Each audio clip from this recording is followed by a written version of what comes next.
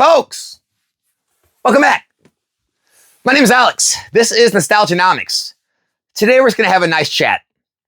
We're going to talk Pokemon, collectibles, the business of collectibles, the hobby, and everything in between. And hopefully a lot of you find some inspiration from this video and get some confidence in what you're trying to do in this hobby, whether it be your collection goals, your investment goals, building a side business, building a full-time business, your content goals, whatever it may be, because I assure you, anything that you think is impossible in this hobby is not, and anything is possible. I've been in the hobby 10 years, but what you don't understand is I was never serious in this hobby until the past few years. What I'm talking about is I was more of just a lurker in the online space of Pokemon for the first 7-ish years I've been in the hobby. You know, I watched a lot of YouTube channels. I was in some online forums where I did, add some conversations here and there, but it was nothing major, right? I more so lurked. I looked up at all the people who had large businesses built. They had all these relationships. They knew everybody in the hobby. They were on all these different live streams with all these different guests who were all successful in the hobby. They had distributors. They had networks built up for their business. They had large content channels, and it all just seemed like too high of a mountain to climb, which I'm sure a lot of you feel that every single day, if I'm not mistaken, right? And it wasn't until I started this YouTube channel where I would say I really started taking the hobby seriously. Look, I had dabbled in everything up to this point, right? I had bought and sold collections. I had graded cards. I had been investing in sealed products. I mean, I had been doing a little bit of everything, just on a much smaller scale. I'm much more of a part-time, like side income, side business type thing. I always had a full-time job. I didn't dedicate a large portion of my life to the Pokemon hobby. It was always just more casual, I would say, right? But in 2020, 2021, when everything went to the moon with the, pandemic, I sold out like 95% of my collection in my investment. All gone. I realized all my gains, took all my profits, all of my vintage, all of my modern, sold it, only kept a little bit of things for my personal collection that I just enjoyed. And my goal, honestly, at that point was to just take that money and use it for, real life things and kind of just keep working. And, it was a kind of a great thing that happened, over the course of, your life that gave you a little leg up to, kind of get ahead of the crowd a little bit. And I did not realize how strong Pokemon would hold up after that fall and how strong it would continue to be. And when I saw that, that's what really drew me back in to taking this more serious. And also I looked around at others who were being very successful in the business side of things and the content side of things, which made me take it more serious. And so everything you see behind me, all of these cases, everything you see in my other videos that's always behind me, this whole business, all of the channel, the content, everything you've seen me build has been in 2 to 3 years. That's it. Even when I started making videos, I still wasn't serious, right? I posted, sporadically. Sometimes it was, 3-4 times a week. Sometimes it was once a week. Sometimes I went months on end without posting. It wasn't until I would say the last couple of years where I started posting more consistently and I started taking the business side more serious. So if that doesn't give you an idea of what's possible in this hobby in just a couple of years' time, I really don't know what is. You can either take 2 routes in life, guys. This is a life lesson. This is not Pokemon. This is life in general. You can take the route of the Timmy, or you can take the route of pushing past all of the doubt, the fear, taking the risk, being consistent, grinding through all the mud and the muck of all the, the efforts and, the working for so many hours, seeing absolutely no reward for it. And, eventually getting to some point where you start seeing some of the fruits of your labor and you start getting rewarded for it. And here's the thing, no one knows where that goalpost is. It may be, in a month, it may be in a year, it may be in 2 years. But that's what being, an entrepreneur is. That's what seeing opportunity in something is, where not everyone else does. Or you can take the Timmy route and just say things like, the odds are stacked against me. The little guy can't get ahead. All of these evil businesses, these evil scalpers are making it impossible to enjoy the hobby or to, even start a business. They already have too many distributor relationships built up. They have too many supplier relationships. They have too many just, networking relationships in the hobby where they get all these, backdoor deals. And, the content side of things, too crowded in Pokemon. Everyone's making videos. It's impossible for me to break in and start a new channel and actually get views and gain subscribers. I don't know anybody. I don't have anybody to bring me on their channel and pump up my channel and all that good stuff. And you can take that route or you can take the other one, right? It's your choice. But when I started in this hobby, guys, I didn't know anybody, not a single person. I was never a person that went to any events. No, regionals, no worlds, no collecticons, no card shows. I did not know a single person in the Pokemon hobby. Not a single person. I just hit record and started putting out videos. I wasn't in Discord groups. I didn't participate in Reddit. I literally didn't know anybody. I just started posting videos and giving my takes on things. And yeah, as the channel started to grow, reached 500, 1,000 subscribers, over the course of posting tons of videos before it actually got there and a few started to take off, I started to reach out and try to network with people and try to get people on my channel. And here and there, some people would say yes. And, I had others on and we had conversations and, either recorded streams or live streams. And then because of that, I started to get invited on other people's channels and my name started to get out there a little more and people started to kind of like what I had to say. And some things I was wrong about, some things I was right about. But, the channel grew very organically, guys. It wasn't something where I could have some big content creator friend of mine bring me on and give me a bunch of free subscribers. I didn't have an Instagram following. Can you believe this? I didn't have an Instagram at all until I started this channel. I wasn't on social media. I had a Facebook. I had a MySpace back in the day, but no Instagram, no Discord, no X. I still don't even have an X account. I think I made one, but I've never even posted on it. Don't go on Reddit. I've never been a social media guy, right? I'm not a content guy, as you guys can see from these videos. I don't cut up these videos, make all kind of fancy edits like other creators do, right? I don't have the top tier camera equipment, top tier mic equipment. I get made fun of for it all the time. So what, right? But what I did have was a dream. I put forth effort. And I was willing to kind of trudge through all the mud and the muck and all of the, all the hate that you get online. No matter who you are, you're going to get hate. And I just put all that stuff behind me and I moved forward. And, we've got to some level of success. I wouldn't say I'm massively successful in the hobby, but, 25,000 subscribers. It lets you know you're doing something right. It lets you know you actually are, helping those that are watching you, providing some kind of value, some kind of entertainment, whatever people, watch me for. Maybe it's just another channel for people to get content on so they can hate on it and make reaction videos to something I said. And that's fine too, right? It's YouTube. And to all of those people out there, hey, I'm happy to provide you a title, a thumbnail, a click, and, something to talk about. But, that actually brings me to the next part of this. Guys, this is going to be a ramble. This is going to be all over the place. It's just me free talking. I have no script or, kind of different speech I wanted to go down. But how wins can compound in this hobby and you can't really plan for it. And that's why I say it's best to kind of buy a little of everything in the beginning when you don't know what you're doing. And even when you do know what you're doing, kind of diversify in every set like I do, because there's no way of knowing sometimes which sets are going to pop off. Sometimes they're clear, like a 151, Evolving Skies. Other times they're not, like Fusion Strike, Chilling Reign, right? Like Twilight Masquerade, like what Shrouded Fable's doing right now. You can't always plan for these things. Some of the singles that are popping off right now, especially the illustration rares, sometimes you just can't plan for certain things like this happening. But over time, when you make hundreds and thousands of decisions on, cards to collect and, sealed product to hold, you're going to have some things that you're wrong on, some things that you're, right on, but they didn't perform massively incredible, and other things that go to the absolute moon and are going to make up for all the things that you didn't do too well on. And once you start compounding some of those wins, right, and you're able to start kind of realizing some of those gains and sell off some of those, products into the market and realize those gains, get your cost basis back out of them, get down to zero. Then you start to sell some more and actually profit. And now you have house money to play with. Now it's not your money, it's house money. And you know what you do with house money? You let it roll, baby. You parlay it. And that's when you start taking big risks.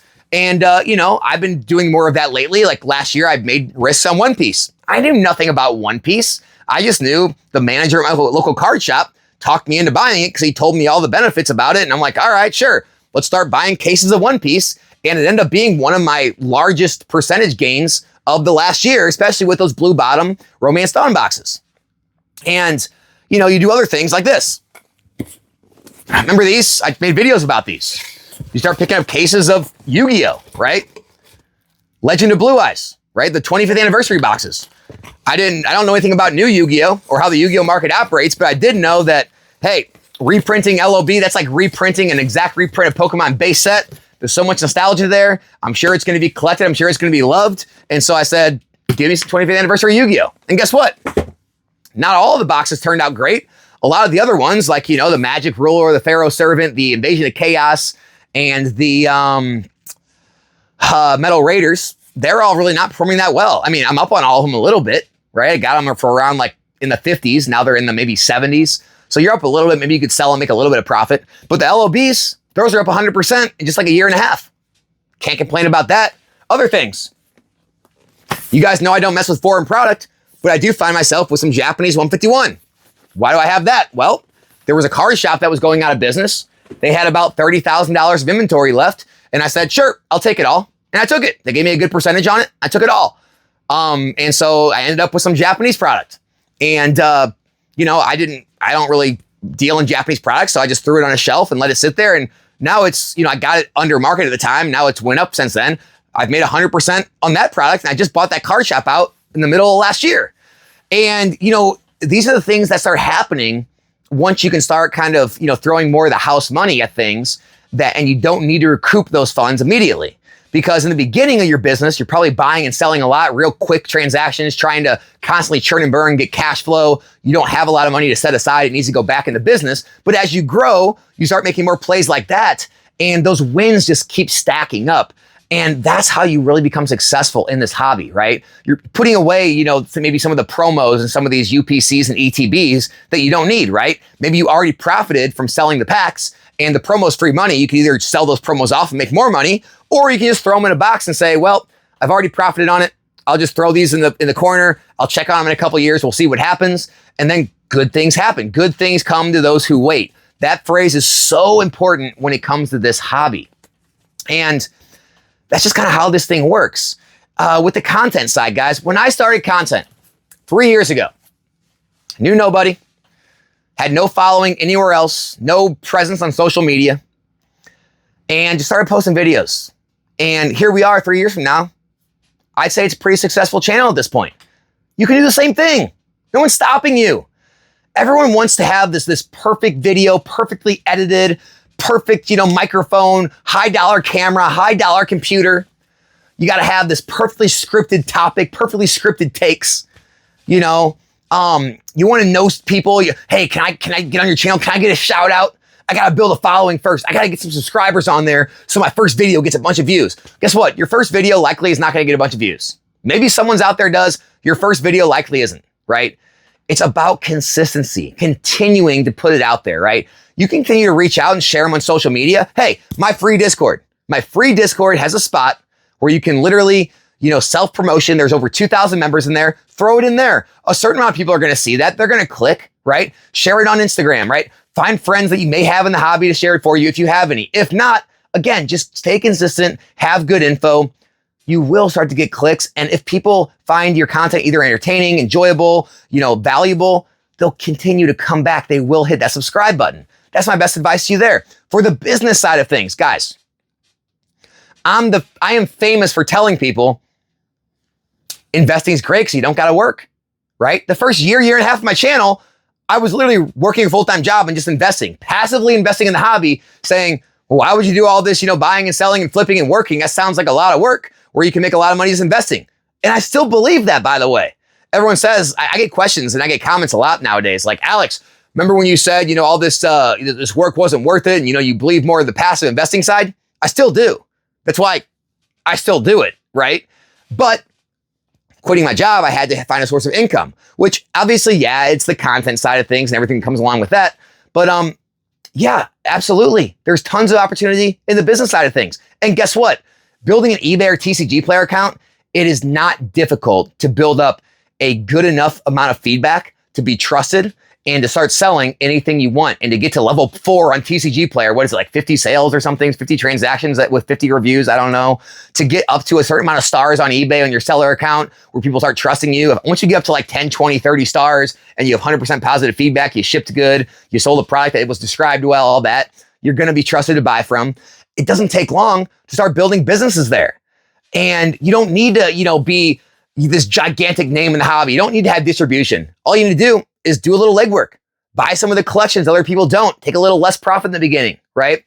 Start making content. If you want to get into the whole live selling, whether it be rip and ships, whether it be live selling singles or slabs, whether it be live selling sealed product, try to get into that.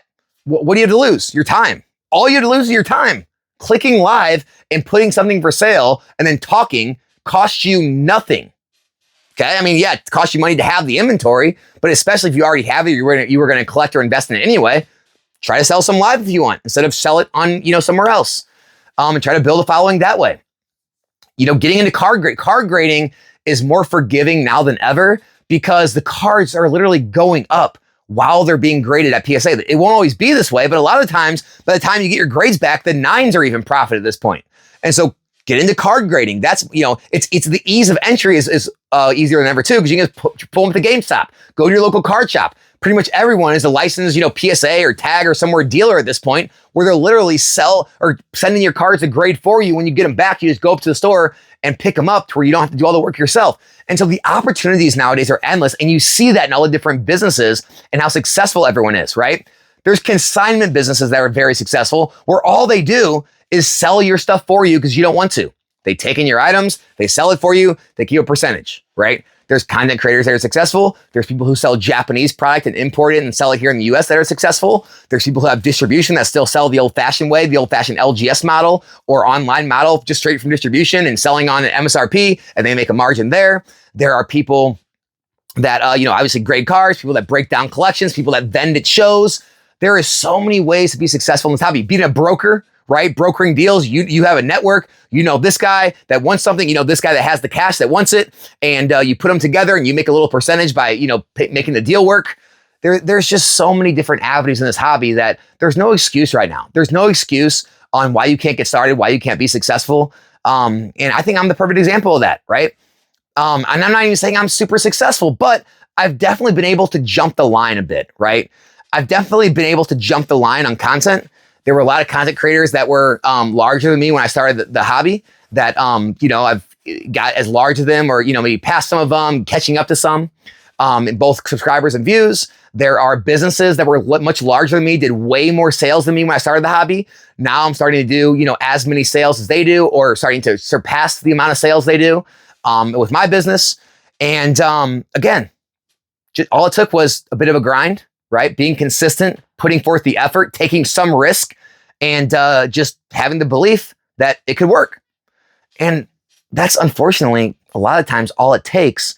But these days, it's easier to complain online than it is to put forth work and effort when you don't know if you're going to get rewarded.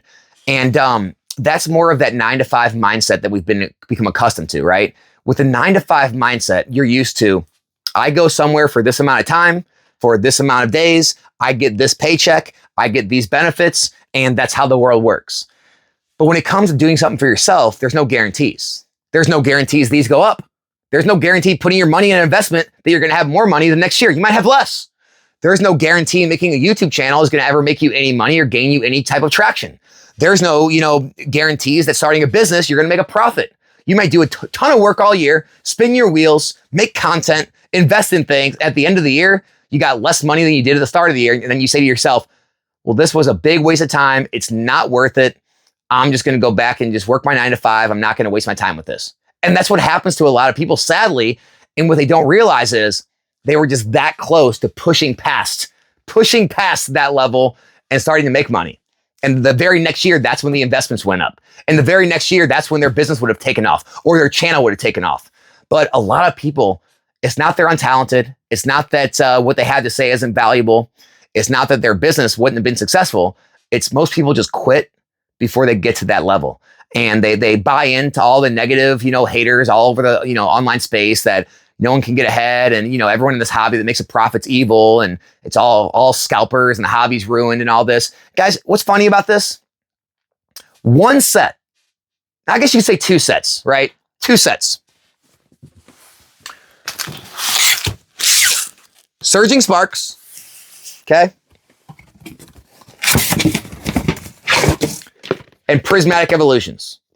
Two sets, literally two sets, have broken down the entire fabric of the hobby. And now everyone thinks that the hobby's ruined because two sets came out of the gate and they're hotter than normal. And they're all over MSRP. Two sets. Guys, if a couple months in this hobby ruins the entire hobby for you, I'm willing to bet you give up on a lot of things in life. I'm willing to bet you complain a lot in life. I am willing to bet that this is not just a Pokemon behavior. This is probably a pattern that you've probably become accustomed to throughout the entirety of your life. That you have something to blame. There's always something that is in your way that you can't move. That's you just can't fathom that the world doesn't work perfectly every second of every day. Because will this problem get resolved? Of course. A couple different ways. Maybe Pokemon prints it into the ground. Maybe they start printing sets more. Maybe people just lose interest in the hobby and the demand falls, right? There are a bunch of different ways that prices go down and correct, and it will happen. It's always happened, guys. Back during the pandemic, Battle Styles came out $200 a box. Vivid Voltage came out $200 a box, right? Hidden Fates was a $300 ETB shortly after release. This has happened before in the hobby. It's nothing new. Stop freaking out that for a minuscule amount of time in the last 10 years, it's happened once during around COVID, it's happening one time now with a couple sets, thinking that the entire hobby is flawed and there's no opportunities and it's never going to be the same again. If that is all it takes for you to lose all of your confidence in the hobby and in Pokemon, maybe this wasn't for you after all. Maybe you should just go back, clock into your job, and just leave this whole hobby for good. And if you're just a hobbyist and you're just a casual collector watching this channel, hey, maybe it's time for you to just find a different hobby. If it causes you this much anger, hobbies are supposed to cause you joy, right? Hobbies are supposed to be something you do outside of work.